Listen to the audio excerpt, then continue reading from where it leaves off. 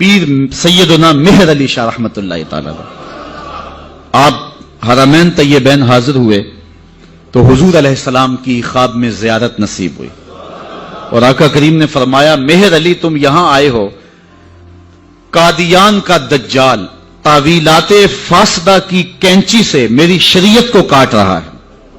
تو حضرت پیر مہر علی شاہ رحمت اللہ تعالی علیہ پھر وہاں سے واپس آئے اور اس دجال کے خلاف 2 کتابیں لکھی جن کا آج تک جواب نہیں ہو سکا۔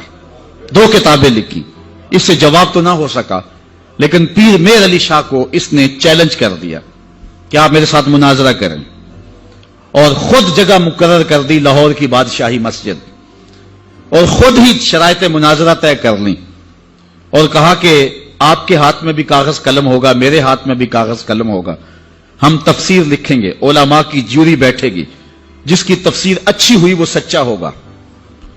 یہ تو کوئی بات نہیں تھی، لیکن پیر صاحب نے کہا ٹھیک ہے آ جاؤ۔ پیر صاحب پھر گولڑا سے چلے اور لاہور پہنچے۔ یہاں ایک اور بات میں بتاتا جاؤں، جب پیر صاحب وہاں سے آئے تو اکیلے نہیں آئے، علاقہ بھر کے علماء کو ساتھ لیا۔ پیران عظام کو کہا آؤ چلے لاہور، ایک دجال کا مقابلہ کرنے جانا ہے۔ ایک پیر صاحب کو پیغام بھیجا تو انہوں نے کہا پیر صاحب ہم پیر لوگ ہیں، چھوڑو آپ کس کام میں پڑ گئے ہیں، ہمارا کام کیا جو ہے وہ ان امور سے۔ تو پیر صاحب نے جو جواب بھیجا وہ تاریخ کے ریکارڈ پہ ہے۔ فرمانے لگے پیر صاحب یہ پیری نہ ہوئی، یہ بغیرتی ہوئی، ختم نبوت پہ ڈاکہ پڑ رہا ہو اور ہم پیری کی بکل مار کے بیٹھے رہیں۔ پیر صاحب وہاں سے چلے اور لاہور پہنچے۔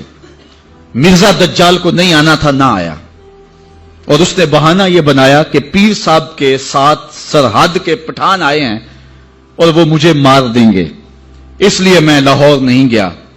پیر صاحب پھر گئے اور آپ جشن فتح کا منایا۔ شورش کاشمیری نے لکھا ہے کہ پیر صاحب کے چہرے پہ میں نے جلال دیکھا، اور پیر صاحب فرمانے لگے کہ وہ تو کہتا ہے کہ قلم اور کاغذ لیں گے اور جو ہے وہ لکھیں گے۔ کہا کہ اگر وہ آ جاتا تو میں کاغذ پہ قلم رکھ دیتا، قلم خود ہی لکھتا۔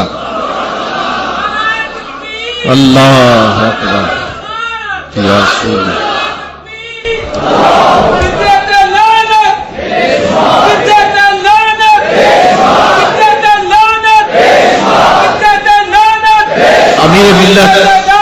امیر ملت پیر سید جماعت علی شاہ رحمت اللہ تعالی علیہ، آپ نے فرمایا ان قریب ذلیل ہو کے مرے گا۔ پھر جہاں مرا آپ کو پتا ہے، گندگی میں لتھڑا ہوا تھا، تڑپتا ہوا مرا۔ اعلی حضرت شیر ربانی میاں شیر محمد شرک پوری فرماتے ہیں میں نے دیکھا ہے، چونکہ صاحب کشف بزرگ تھے، کہ قبر میں بھی بھولے کتے کی طرح بھونک رہا ہے اور اس کے منہ سے جھاگ نکل رہی ہے۔ ذلیل و رسوا ہے قبر میں بھی، جب تک رہا ذلیل و رسوا رہا۔ اللہ تعالیٰ جل شانہ دی علماء کو طاقت دی، انہوں نے ناطقہ بند کر کے رکھ دیا۔ پھر جب پاکستان بنا تو سب سے زیادہ جن لوگوں نے مخالفت کی پاکستان کی وہ مرزائی تھے۔ پاکستان کے حق میں انہوں نے ووٹ نہیں دیا۔ آج بھی جو ربوے میں دفن ہوتے ہیں وہ امانتاً دفن ہوتے ہیں، ان کا عقیدہ ہے کہ پاکستان ٹوٹ جائے گا اور ہمیں اٹھا کر کے جو ہے وہ قادیان میں دفن کیا جائے گا، یہ وصیت کر کے وہاں دفن ہوتے ہیں۔ پہلا وزیر خارجہ بدقسمتی سے مرزائی بن گیا، پھر اس نے ایک بیان دیا تو 53 کی تحریک چلی۔ لاہور کی سڑکوں پر 10,000 جان نثاروں نے اپنی جانیں قربان کی ختم نبوت کے لیے۔ وہ لمحے ہم نہیں بھول سکتے ہیں، تاریخ سے آج بھی حرارت نکل رہی ہے کہ ایک خاتون اپنے بیٹے کو بیانے کے لیے لے جا رہی تھی، ارمانوں سے اس بیوہ نے اپنا بیٹا پالا تھا، آج سرے لگا کر کے اس کی بارات لے جا رہی تھی کہ جب مال روڈ پہ پہنچی تو تڑ تڑ گولیوں کی آواز آنے لگی۔ روک کے پوچھا کیا ماجرا ہے؟ کہا ختم نبوت پہ لوگ جانے وار رہے ہیں۔ اس نے بارات سے معذرت کی، بیٹے کے سر سے سرا اتارا اور کہا بیٹے میں دودھ معاف نہیں کروں گی اگر حضور کے نام پہ جان نہیں وار دے، تجھے میں شہادت کا دولہا بنانا چاہتی ہوں۔ اچھا جب وہ زخموں سے چور ہو کے گرا، دور ماں کھڑی منظر دیکھ رہی تھی، اس نے ماں کو پکار کے کہا امی بھاگ کے آ، دیکھ کہ میری پشت پہ کوئی گولی تو نہیں لگی، تیرے پتر نے ساری گولیاں سینے پہ کھائی ہیں۔ اور وہ گھڑیاں بھی ہم نہیں بھول سکتے جب نواب آف کالا باغ اس تحریک کو دبانے کے لیے کوشش کر رہا تھا، وقت کا گورنر وزیر خان کی تاریخی مسجد میں علامہ نیازی للکار رہے تھے، او نواب آف کالا باغ، تیری لمبی لمبی مونچھوں سے بغاوت ہو سکتی ہے، محمد عربی کی کالی کالی زلفوں سے بغاوت نہیں ہو سکتی ہے۔ پھر ایک ڈی ایس پی کے قتل پر علامہ نیازی ماخوذ ہوئے، جیل میں چلے گئے، سزائے موت ہو گئی۔ پیرزادہ اقبال احمد فاروقی نے لکھا ہے کہ ہم نوعمر تھے، علامہ نیازی سے ملنے گئے تو جس شخص کو سزائے موت ہوئی ہے اور حضور کے نام پہ ہوئی ہے، جب اچانک اس کے چہرے کو دیکھا تو ہمارے اوپر ایک وحشت طاری ہوگی، دہشت طاری ہوگی، ہم رونے لگے۔ نیازی صاحب نے جو قمیض پہنی تھی وہ جیلیوں والا لباس، چونکہ قادآور تھے تو پیٹ ننگا ہو رہا تھا، تو نیازی صاحب ہمارے قریب آئے تو ہمارے سر پہ شفقت کا ہاتھ رکھا اور ہمیں تسلی دینے لگے۔ اللہ ہوتا یہ ہے کہ جب کوئی جیل میں پہنچ جائے اور اسے سزا موت ہو جائے تو اس کا خون گھٹ جاتا ہے، لیکن تاریخ کا ریکارڈ ہے کہ علامہ نیازی کا خون بڑھ گیا تھا۔ جس دھج سے کوئی مقتل میں گیا وہ شان سلامت رہتی ہے، اس جان کی کچھ پرواہ ہی نہیں، یہ جان تو آنی جانی ہے۔ تو جب کہتے ہیں ہم لرز گئے تو نیازی صاحب نے ہمارے سر پہ ہاتھ رکھ کے مسکرا کے کہا، او بیٹو ان کا لباس مجھے پورا نہیں آتا، پھانسی کا پھندا کیسے پورا آئے گا؟ اور پھر زمانے نے دیکھا کہ باعزت اور باوقار علامہ نیازی جو ہیں وہ باہر تشریف لائے، سلسلہ چلتا رہا۔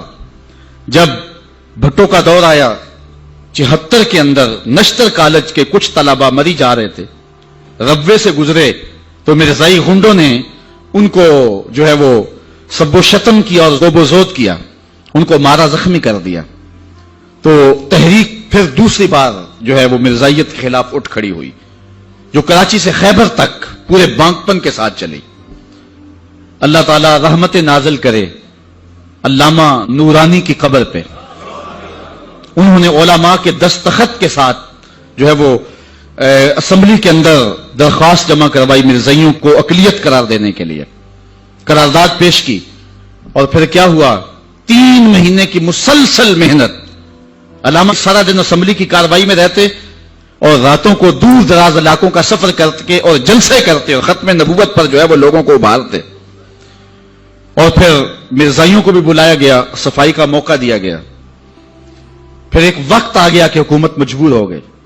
مسٹر بھٹو علامہ نورانی سے کہنے لگے، نورانی صاحب یہ تو مدارس کے دارالافتاء کا مسئلہ ہے جو آپ اسمبلی میں لے آئے، یہ تو علماء کا کام ہے کہ کون کافر ہے اور کون مومن ہے، تو آپ اس کو اسمبلی کے فلور پہ لے آئے ہیں تو اس کو مدارس میں حل کرنا چاہیے تھا۔ تو حضرت علامہ نورانی نے جو جواب دیا وہ بڑا خوبصورت تھا، فرمانے لگے، بھٹو صاحب مجھے ایک بات بتا دیں، آپ منتخب وزیر اعظم ہیں، اگر آپ کے مقابلے میں کوئی کرسی بچھا کے بیٹھ جائے تو آپ اس کے بارے میں کیا رائے رکھتے ہیں؟ تو بھٹو کہنے لگا، یا وہ باغی ہے یا وہ پاگل ہے۔ تو کہا، بھٹو صاحب وزارت کی کرسی چھوٹی ہے، ختم نبوت کی کرسی بڑی ہے، اب جو کہتا ہے میں نبی ہوں ماننا پڑے گا، یا پاگل ہے یا باغی ہے۔ پھر وہ وقت آیا، 7 ستمبر کی شام تھی کہ اسمبلی کے فلور پر جدھر دیکھتے تھے نعرہ رسالت اور نعرہ توحید اور ختم نبوت زندہ باد کے نعرے ہی گونج رہے تھے۔